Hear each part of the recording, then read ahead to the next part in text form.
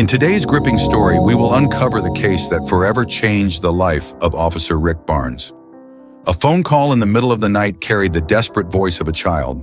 "Help me, I'm hungry," was all Rick needed to hear to understand that something terrible was happening. On the other end of the line was a boy, alone, on the brink of death, weakened by hunger and malnutrition, without the strength to go on.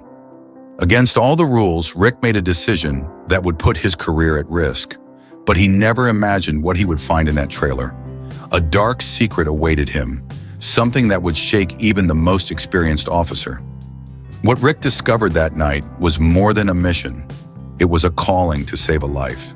And you, do you have the courage to find out what happened? Before we reveal this story that will amaze you, subscribe to the channel and turn on notifications so you can access real stories that will make you laugh, cry, and reflect.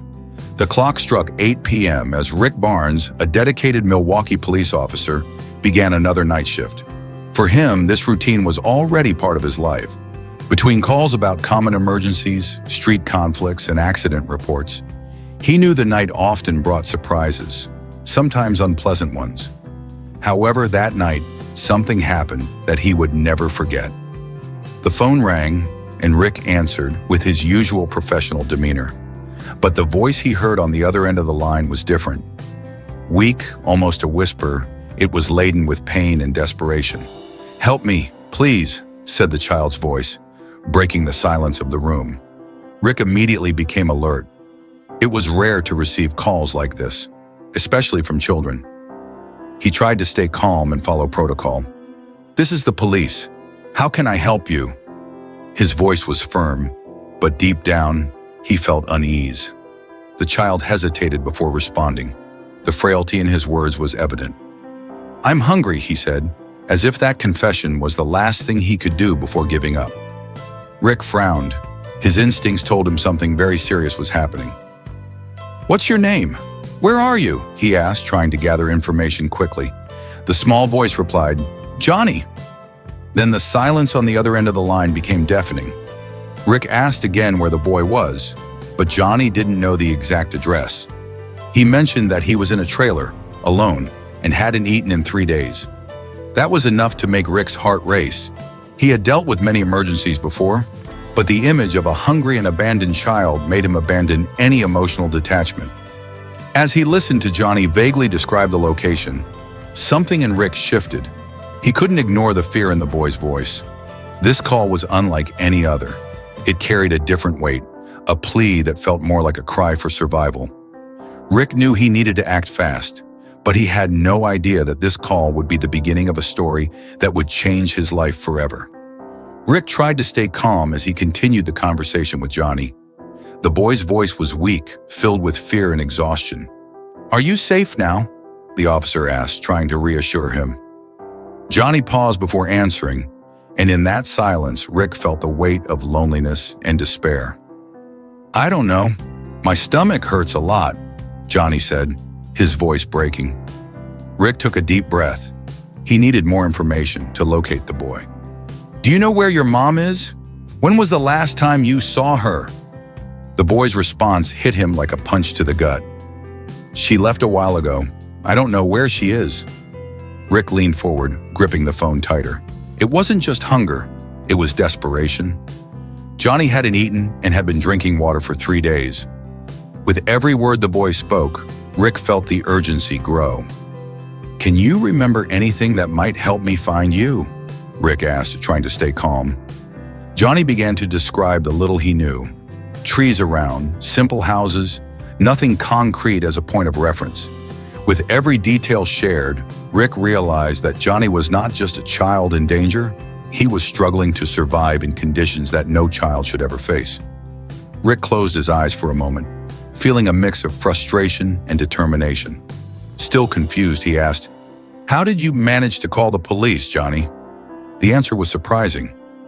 "I found an old cell phone here in the trailer. It was on the ground. I think my mom forgot it.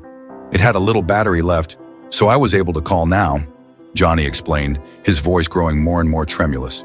Rick was silent for a moment, trying to process what he had just heard. It was a miracle the phone still had battery life. But the boy clearly didn't have time to wait. He couldn't leave Johnny hanging. "Johnny, listen. I'm going to find you. I promise," Rick said, trying to instill confidence in the boy. As he hung up, he already knew that promise wasn't just for Johnny. It was for himself. He would do everything to save that boy, no matter the cost. Without hesitation, Rick got up from his desk and informed his colleagues at the station about the situation. 2 patrol cars were busy with incidents and others weren't available. He realized waiting wasn't an option. "I'll go personally," he said, grabbing the car keys. He knew this decision could cause problems with his captain, but what was at stake was far greater than a reprimand. Before leaving, Rick called his partner, Nate Long. He quickly explained the situation while grabbing 2 sandwiches his wife had packed and stuffing them into his pocket. Nate, skeptical, muttered something about wasting time, but Rick ignored him. He knew that simple gesture might be the boy's only meal in days.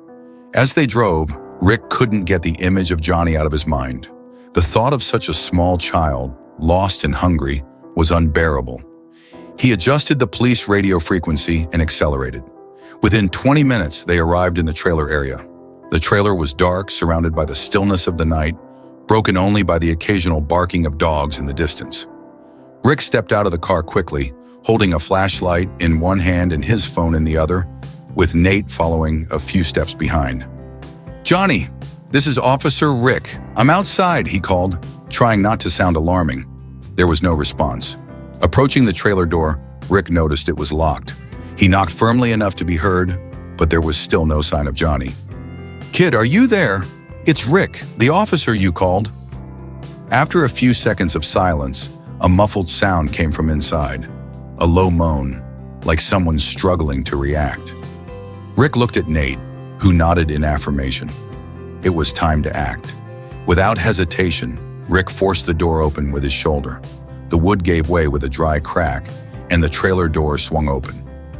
The smell that escaped was heavy, a mixture of mold, dirt, and something else Rick couldn't immediately identify.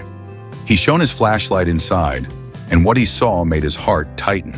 On the floor, lying on his side and clutching his stomach, was Johnny. "Johnny!" Rick called out, kneeling beside the boy.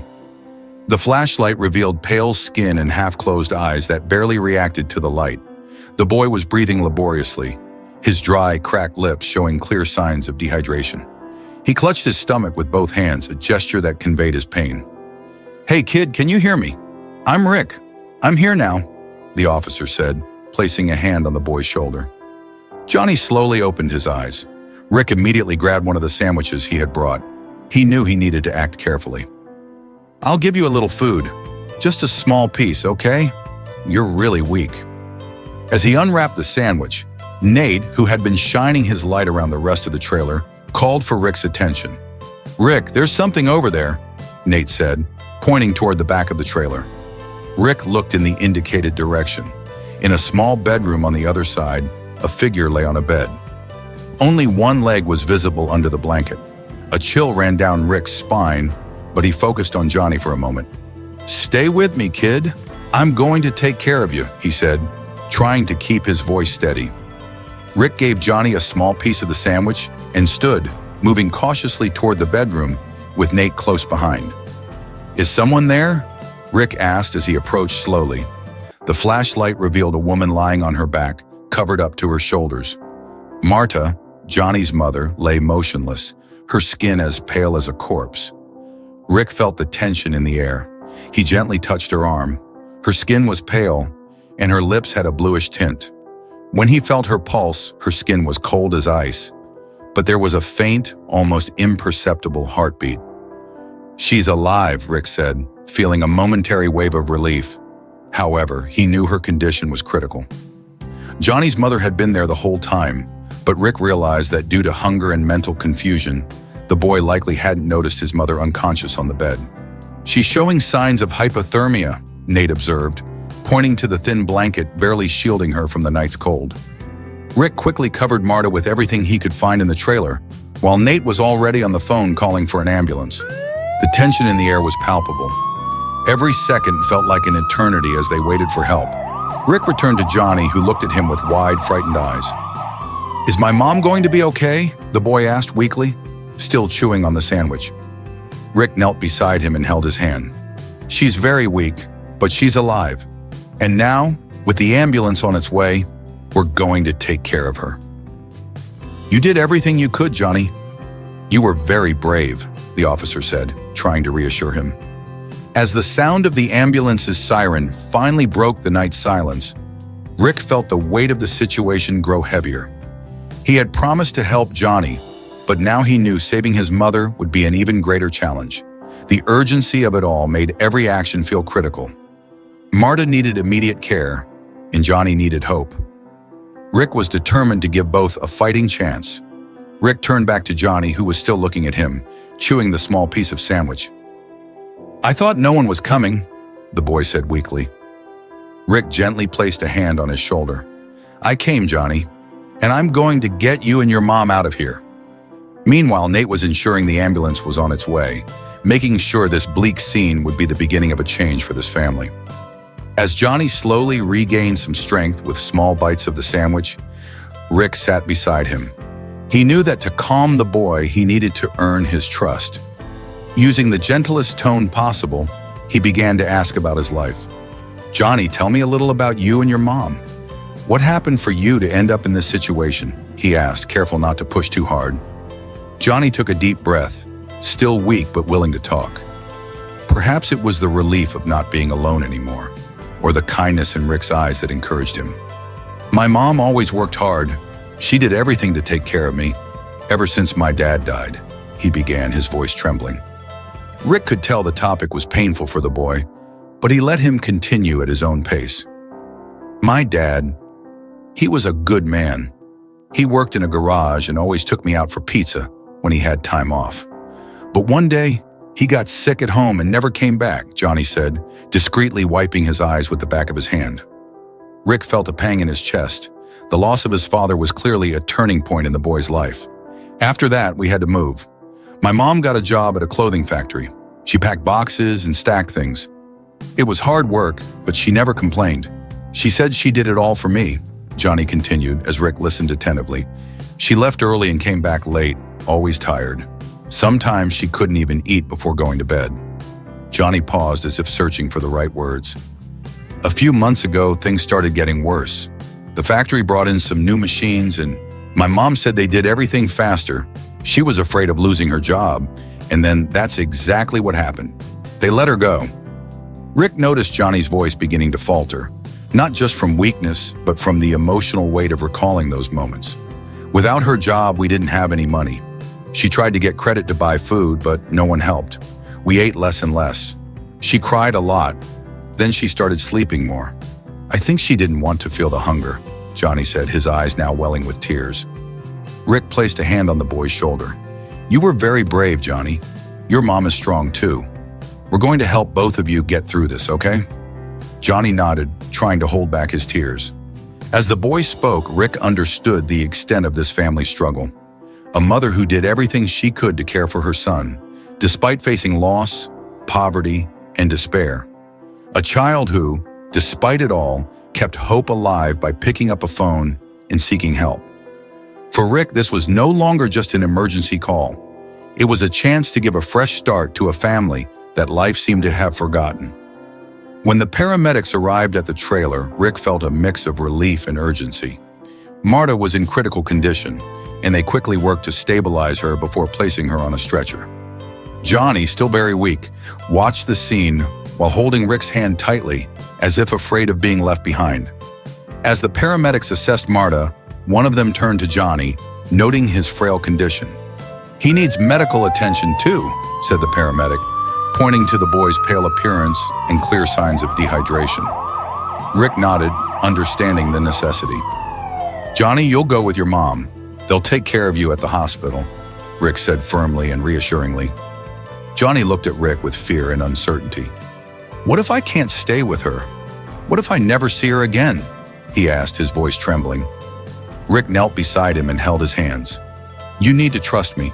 They'll take care of you and your mom. I promise I'll be there when you're out," the officer said, trying to convey all the confidence he could. The paramedics helped Johnny into the ambulance alongside Marta, and Rick watched as the vehicle sped off, its sirens cutting through the quiet of the night. He stood there for a moment, reflecting on everything the boy had endured. It wasn't just hunger, it was the weight of a despair no child should have to bear. At the hospital, Johnny was immediately taken to the emergency ward.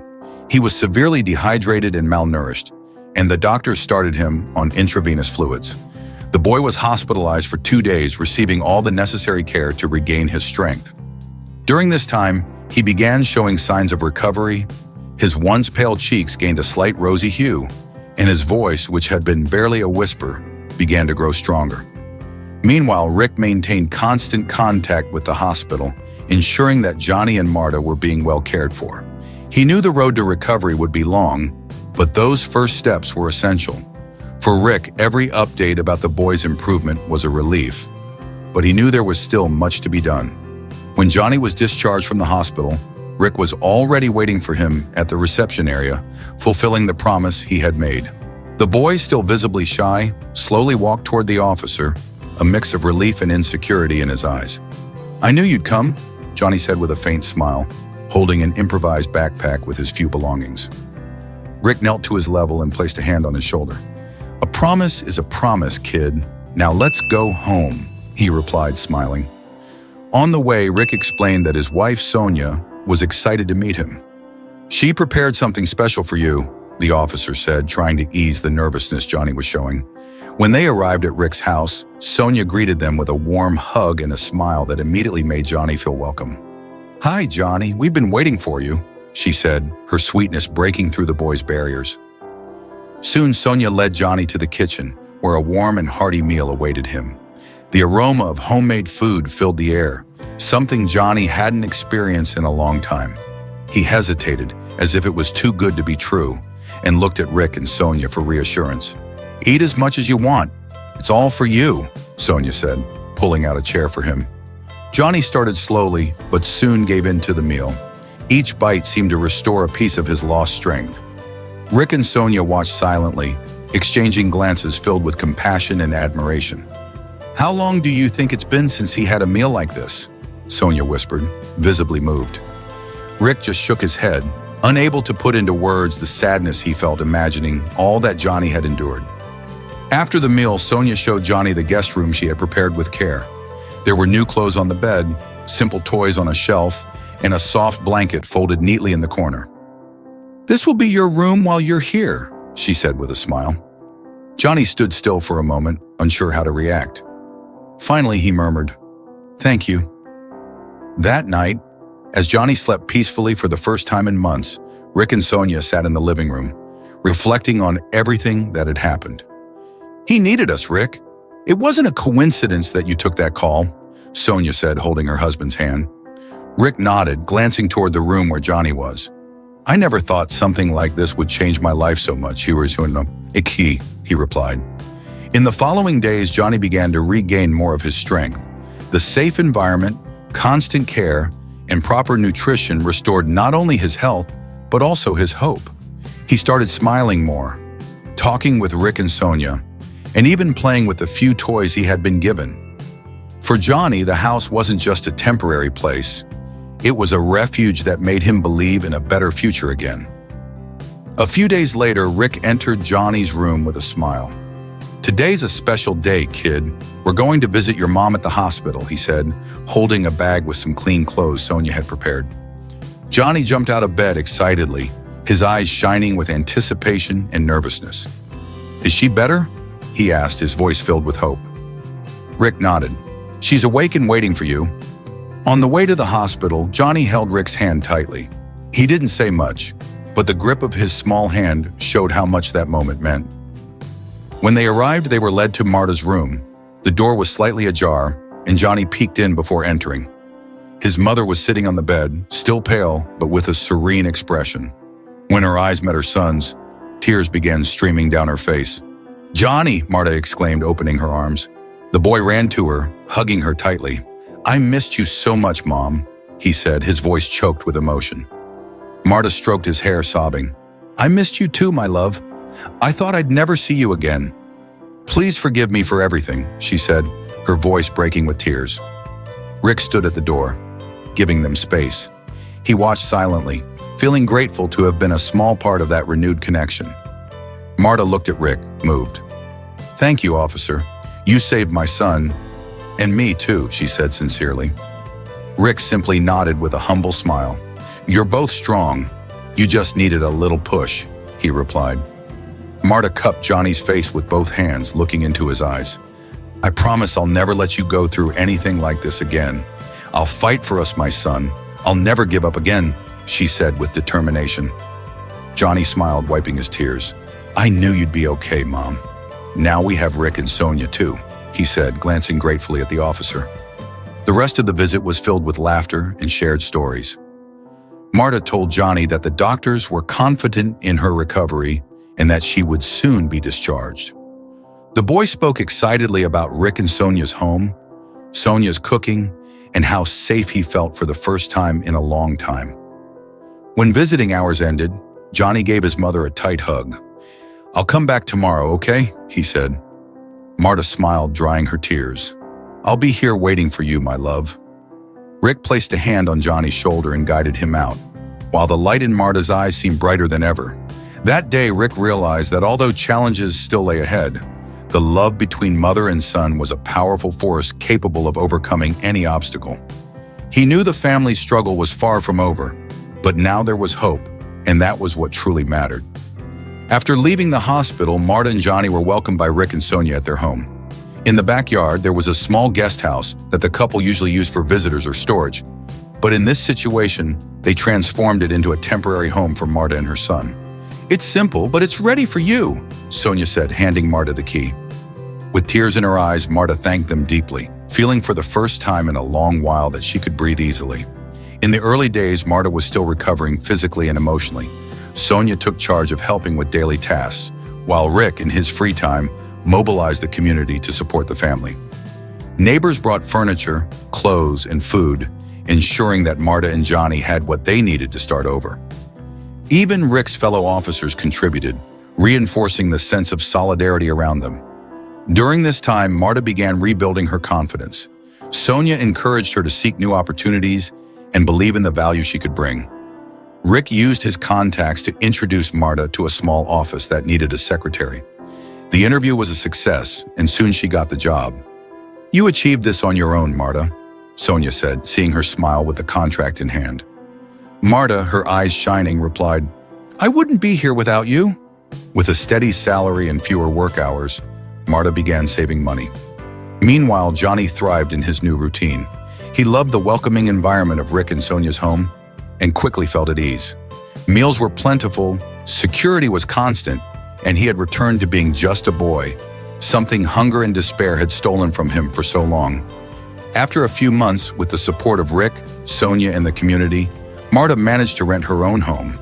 It was simple but dignified, with enough space for her and Johnny to truly restart.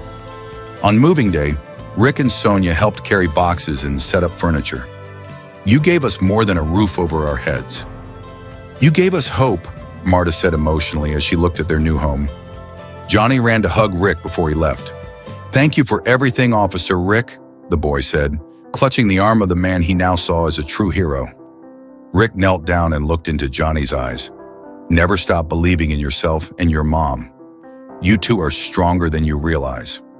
Over time, Marta became a role model in the community, sharing her story of overcoming.